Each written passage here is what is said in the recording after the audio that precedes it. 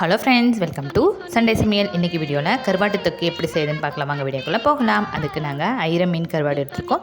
நீங்கள் உங்கள்கிட்ட என்ன கருவாடு இருக்கோ அதை எடுத்துக்கோங்க. அது கூட தக்காளி, சின்ன வெங்காயம் உரித்து வச்சுக்கோங்க.